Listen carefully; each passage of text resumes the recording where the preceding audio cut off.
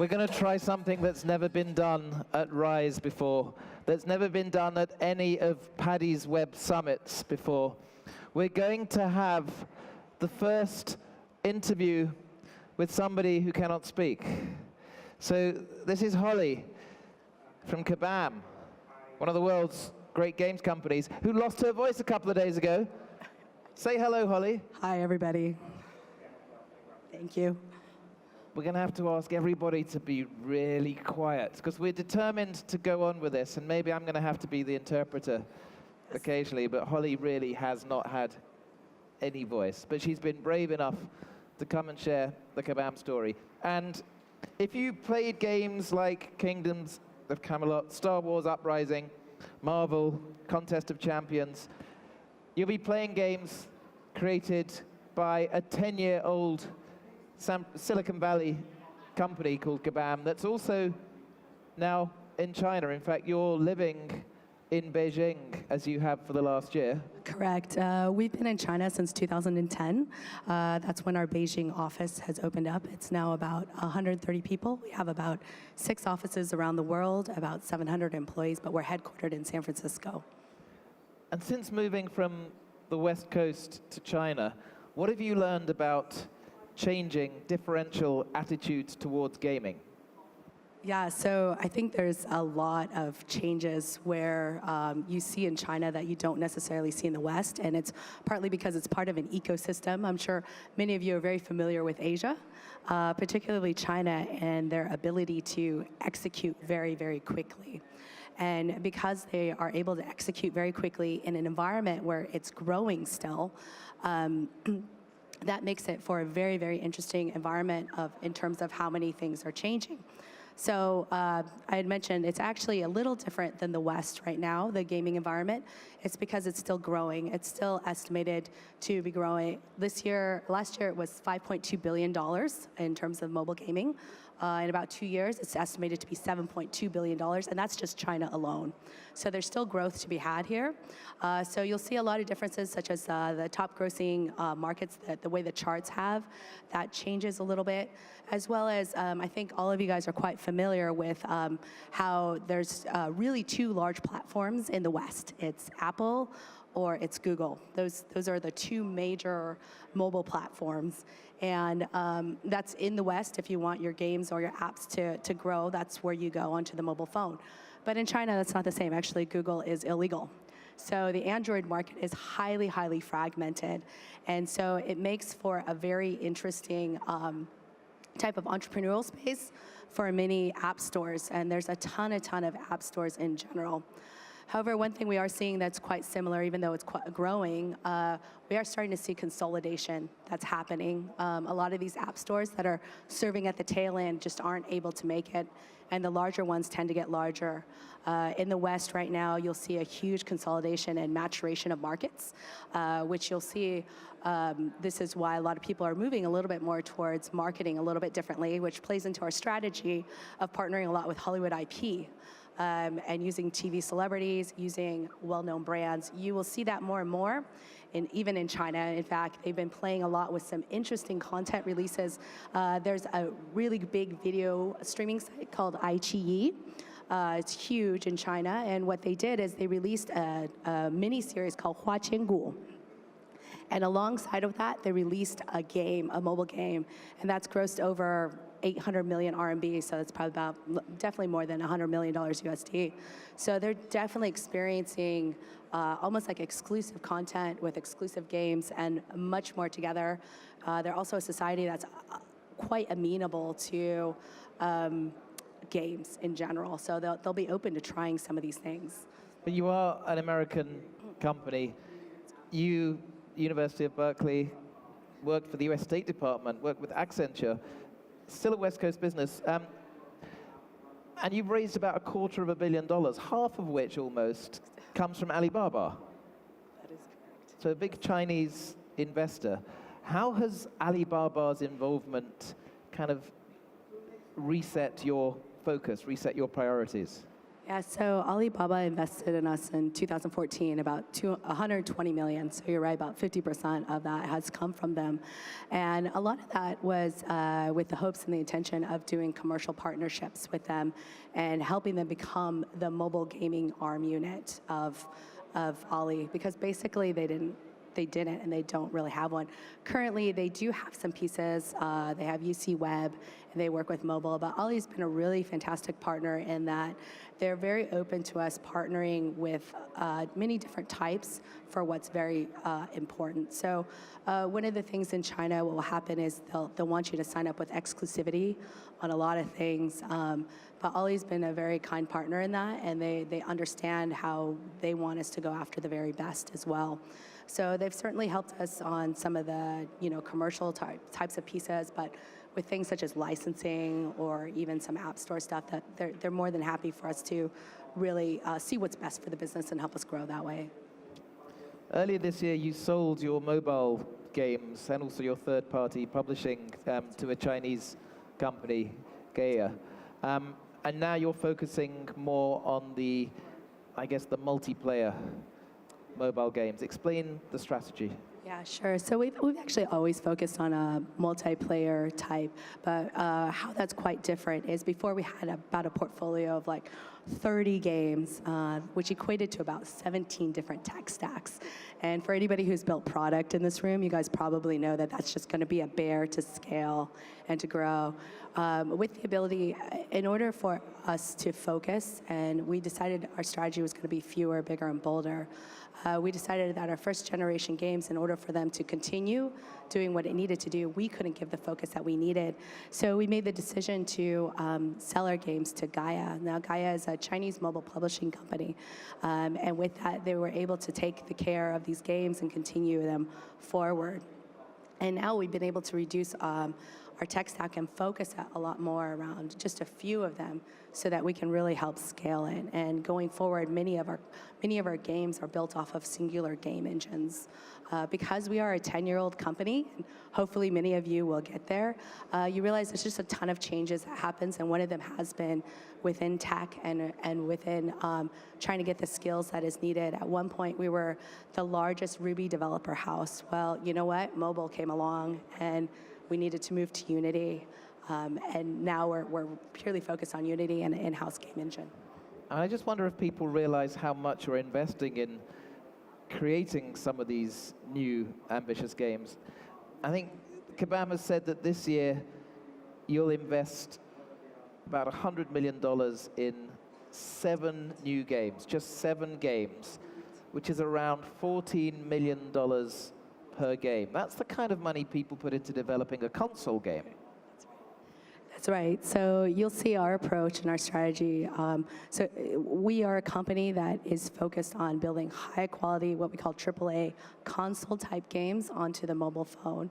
Our specialty is marrying this art and the science together, and that costs money to build high quality games. So it is very much, in general, the cost is getting up there. So the other side of the equation is it's also indicative of the market as well. Now you will see our markets, particularly in the Western world, has matured, and China will get there as well. So you'll see actually a great Asian counterpart to see a maturing market is Japan. And so you have to really focus on this quality to break through the noise in many ways. On top of that, if you think about the portfolio strategy, which many companies do, and you think about it in a very mature market, it's actually very hard to get the marketing dollar and the marketing spend. So it's almost like you have limited amount of food and a ton of mouths to feed with all these games. So we decided, hey, you know what? Let's focus all of our energy on a few of these and make these great quality games, things that we are really good at. And then on top of that, let's partner with some Hollywood IP to really bring it to the next level. So you are pretty much cornering the market with a lot of the big franchises, the Fast and Furious, right. The Marvels. This is a licensing business as much as a games business, isn't it? In some ways, there is a bit of working very much with licensors. I wouldn't call us just a licensing business, mainly because we're a gaming company. We make games that people want to love for years. That's what we do really well. I wouldn't say we are a licensing company because we're not selling it or like recutting out to others. That's not kind of our purview, but what we want to do is be able to deliver this entertainment on the form that people can enjoy over years, over time. So it's a 10-year overnight success, but it wasn't a smooth journey. From what I remember, didn't you start out as something completely different? Didn't you start out trying to be a corporate social networking site? That's right. Actually, in 2006, that's when we started the company. And you probably never heard of this company. It was called Water Cooler. We wanted to do corporate social networking at the time. It sounded really cool. We were going to be like the Yammer when Yammer didn't even exist. It was almost like a Jive back then when Jive didn't exist. We were really naive. 2006 was a very special year. I don't know if you guys remember Web 2.0 or any of that. YouTube was just sold that year for over $1 billion. And we were like, wow, there's got to be something here. There's this resurgence of coming out of that .com bust. So we got together in a room and we said, hey, I think we can do this. And lo and behold, it was incredibly, incredibly difficult. We had spent a lot of our time working on this product. And when we released it, it was just crickets. I'm sure some of you can relate to this. You work your heart out, and then you go and you hack your marketing, and you do growth hacking, which is really a fancy word for like asking your friends and family, please, please, please use this. And after several months, we only had 2,000 users, and it was just almost dead. And what was even worse is because it was corporate social networking, we had actually a couple companies call us and say, hey, you know, this isn't really good. You're going to have to cease and desist. And we were sitting there, oh my gosh, what are we going to do? Are we going to return the money back to the investors, or are we going to do something else? And fortuitously, Facebook had just launched their platform in 2008. And our product manager said, you know what, maybe we should look at this. I remember our CEO had come back from a board meeting. It was only him and our investor at the time. And we're like, so what did she say? Like, what did she say when you said we were going to go to Facebook? She said, do it. That's where the people are. And that's one of our first lessons that we learned was like, you need to go where the users were. It was incredibly difficult. And we launched, there was several things we learned. We learned a lot of things about product. We learned about passion points. But most importantly, we learned, you know what, let's go where the users are. So instead of focusing on work, we said, you know what, let's focus on something that we love. And at the time, well, which I personally still love, but we did TV shows and sports teams. We realized that there was just this opening for fan communities that people just didn't have, particularly on Facebook, and they were posting quotes. So we spent actually people were becoming, I don't know if you guys remember Facebook at the time. Actually, there's a Hong Kong company here called 6 Waves that came out of that Facebook. One of the founders actually came and worked for us and left in about 2 or 3 weeks and started 6 Waves. So he's really great. But if you guys don't know, it's just like literally those were overnight sensations. People were building like these applications that were growing millions of people within the weekend. We launched our application. We spent about a week, and a week was way too long at the time. I remember thinking like, oh my gosh, we're losing so much ground. And it was a smart thing that we did because we thought about scale a little bit in the sense of like, now in order to turn on a TV show or a sports team, it only took 30 minutes versus our other competitors, it took them like a whole week to recopy and paste the code base. So for us, it made a lot of sense, and we were growing probably over about like 1 million within that first weekend. We had grown the applications to be over about 100 applications with 60 million registered users. And when ABC wanted to distribute video on Facebook, they actually didn't call it Facebook, they called us up. But as you know, today, Kabam actually isn't in that business anymore because a couple of things changed at that time. It was 2008. Facebook pages hadn't existed, so we really started serving that niche. But around 2008, at the end of that year, it was a pretty funny story, I think I was telling you, David, we were trying to close our Series B round, and a great investor, a well-known investor, They signed our term sheets, and they were about to wire the money. And the day they were going to wire the money, Lehman Brothers and Bear Stearns just collapsed. And then it was just crickets. In Silicon Valley, it was called RIP Silicon Valley. Like, nobody could raise any money. We were having a hard time with our business model, and Facebook kept changing things. We were advertising based.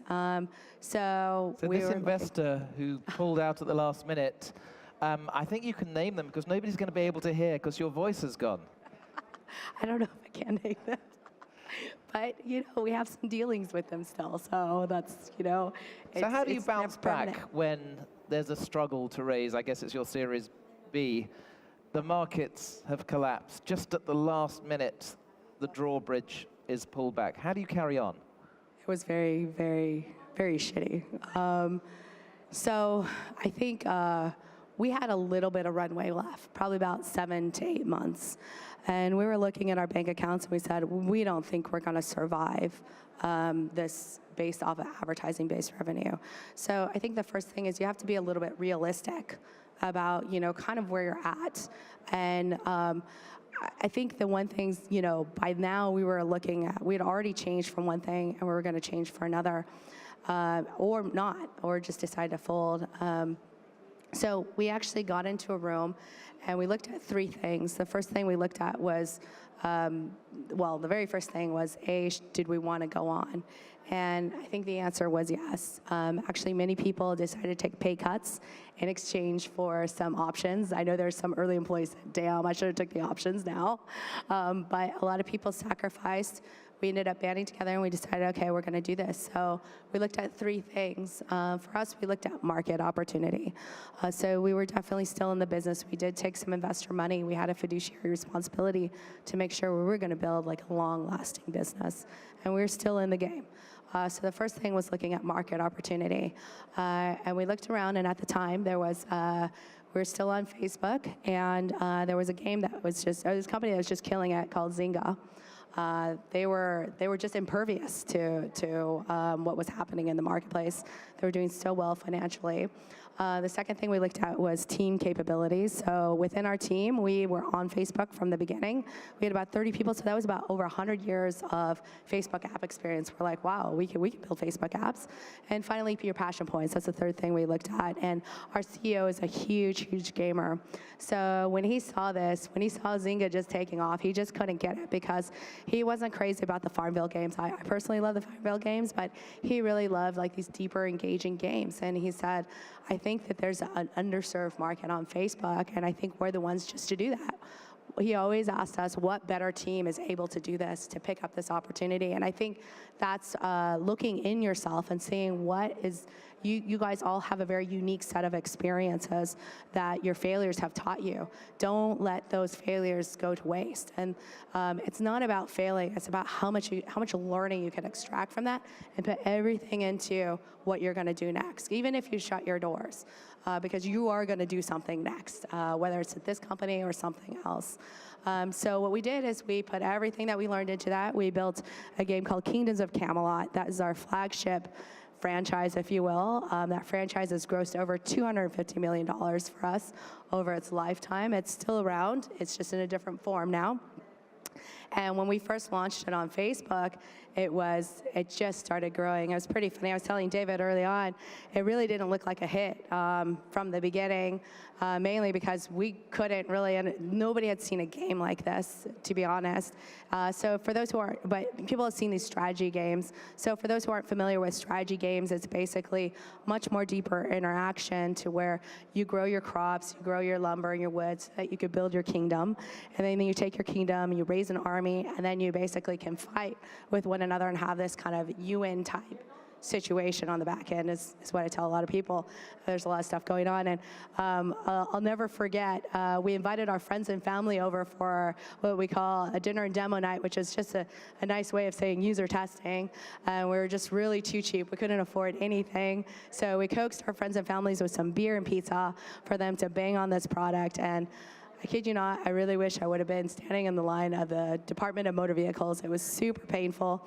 You think your friends and family are going to be really nice to you and not hold back any punches, but it was just terrible. The feedback was like, I don't understand this game.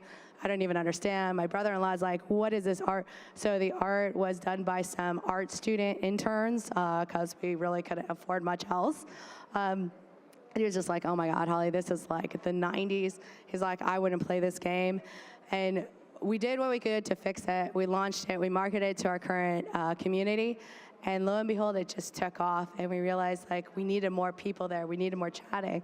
And it ended up that my brother-in-law became an active player of the Kingdoms of Camelot game. And he ended up becoming what we call a vice chancellor, which is, you know, one of the leaders in the alliance. So that's how we ended up coming to becoming Kabam. So Zynga was the big success then, but it's kind of declined somewhat. What did Zynga get wrong? I wouldn't say. I don't think their story is finished yet. So they've done a lot of wonderful things, and I think they're in a really interesting time and an interesting transformation period. We are in a little bit of a different phase. First, we're mid-core. So our games tend to be more for people who kind of already play games and would identify themselves as gamers. We do convert some of those people who aren't like, oh, I want to call myself a gamer, but they'll try our Marvel game, which is kind of like Street Fighter, but with Marvel champions, so they'll get into it. But I think one of the things we've really focused on is retention and engagement from that space. They're mid-core, they're quite passionate. And I think as we'd spoken before, because they were so passionate and less casual, it was a little bit more difficult to get them in the space of getting them to tell other people. So we spent a lot of time on our performance-based marketing. And I think early on, we found out once Facebook launched their credits, where they decided to charge a 30% tax, realized quickly, economically, that just wasn't in part of our business. And so we expanded onto the web and then onto mobile. And that's where we moved probably about 2 years earlier than Zynga did. Last question, Holly. You've taken a Western company into China. You've got a big team, more than 100 people in China. You're growing quickly here. Just give people finally a couple of very concise pieces of advice if they're trying to take a non-Asian company into a market like China. Yeah, so I think a couple of things is particularly with China, you really need to be committed. I think that's one thing you'll learn, and they'll appreciate. The Chinese markets will completely appreciate that. The second thing that you need to do is, it goes along with commitment, is be very open to learning. I think there's a way in which sometimes the West will come, and even honestly, I see it sometimes within our company, how we culturally do things. They'll come over with a very Western view, but be very open. And finally, the third thing is be humble. From the learning environment, you will learn so much more if you have an open and humble heart. Thank you. Can we thank Holly for actually managing to get her last energy into articulating a voice to share the Kabam story? Thank you. Thank you.